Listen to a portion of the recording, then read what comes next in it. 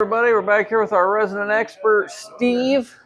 What do you got for us today, Steve? Well, some of my nephew's work buddies said they wanted to see me do videos on guns, and Brian said he wanted me to do videos on toys, so I brought in toy guns. Got the best of both worlds. Most of these were made probably in the late 40s to mid 60s. There's a couple here that were made before that. There's one that was probably in the late 1800s, very early 1900s. This is a Marx Ranger. It's just stamped tin with a little clicker on it. Oh, that's cool. And they sold those right around the time of the Depression. 20s, 30s. 20s, 30s. This is also a Marx. It's a G-Man. And G-Man automatic. This came out around the time that Dick Tracy did.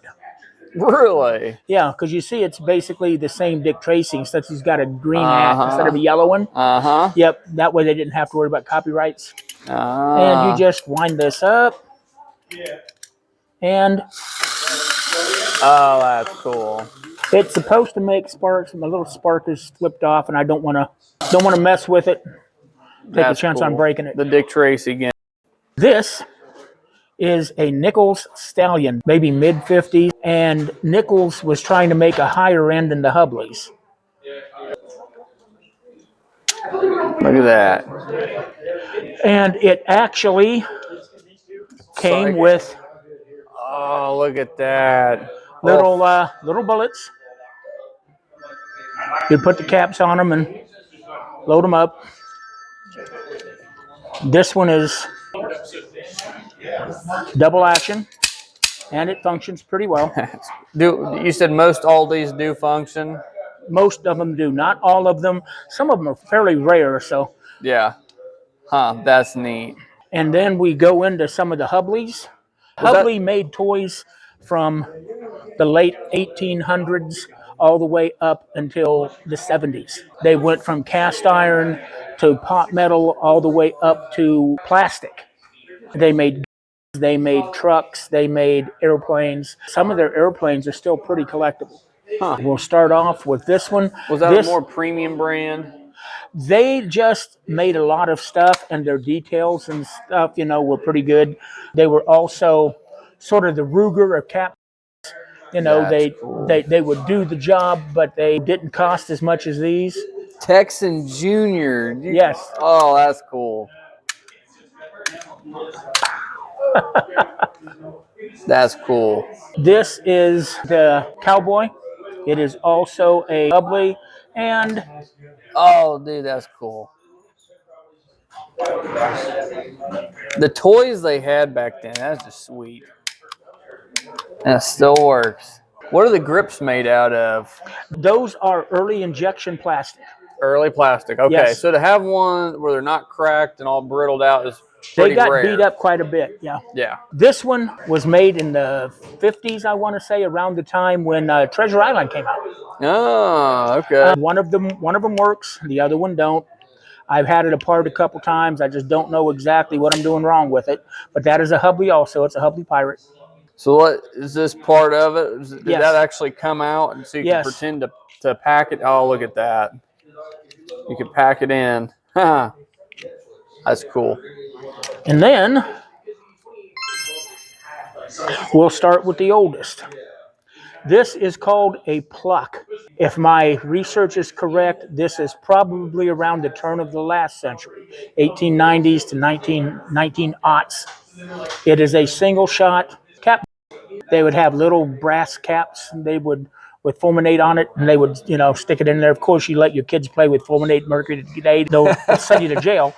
And it was basically just, you cock it back and you. Wow. This is an American Master that was patented, according to this, in May 15th or 16th, 1922.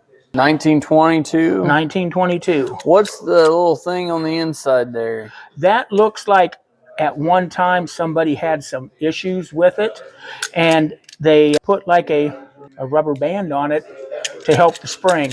Okay. You would put your roll of caps in the bottom, string it up through the top, and that's the only one of those I've ever seen. This, I believe, is another Hubley. Nope. Make a lie out of me. This is a Kilgore. Kilgore. A Kilgore. This is why he's the expert. He's got the tools and the toys. Yeah. What is this collection worth, Steve? Cap, like most era toys, this doesn't want to come out today, but it does still function. It varies a lot on condition, on functionality, and what people are remembering, what people want. You know, some guy comes by and finds one of these, he brings it home from a yard sale or something, and then somebody else sees one, and before you know it, what cost 75 cents back when it was new, it's going for 25 or 30 bucks. Yeah. This collection overall, at the right auction with the right collectors, I could probably get over $2,000 for it. Wow. Over 2,000. Are there any toy that you're still looking for? A couple, yes. Hubley made an atomic disintegrator ray cap. What was that again? It's an atomic disintegrator ray. It's a cap. It looks like a ray gun. Has a red handle. They're hot right now. They're going for ones that don't work are going for like 200 and 250, and the ones that do work are in the 400s and up. Okay. I do not have one. I had one, lost it in the fire. Okay. I'm trying to find another one. Has not happened yet. Okay. So if you have one of those sitting around, we might be able to hook a brother up. This is a Hubley Hawk. This was around the 50s, early 60s. And just put your cap in it. So that was the same design as this guy. It just kind of raises up. Yep. Just different size. Okay. You know, different size, slightly different, you know, the engraving and stuff on them. This is a Halco military. They copied the Hubleys, or tried to, only their actions weren't quite as noticeable. Yes. And oh, that's cool. It pops up like that. Yep. Huh. Right here in front of the trigger guard, little lever. That's cool. This is a Japanese knockoff. It is called a Bango cap. That's Bango. Bango. I didn't name it. I just collected. Okay. That's funny. And pretty much the same thing. It's just made out of stamped steel, and it does still function. That's cool. Then you start getting into the flying saucer era and Buck Rogers and all the other stuff. This is a Japanese Flash X1 made by Shondo. And oh, that's cool. It makes little. Oh, and it's still. That's cool. What year was that? This was probably mid 50s to early 60s. Mid 50s. Okay. I haven't been able to find an exact date on them, and they're not serial numbered, so you can't track it down. This is a Clarinda made in Iowa. It is a Paris straight shooter, and unfortunately, I have not been able to get it to function, but it is supposed to cock.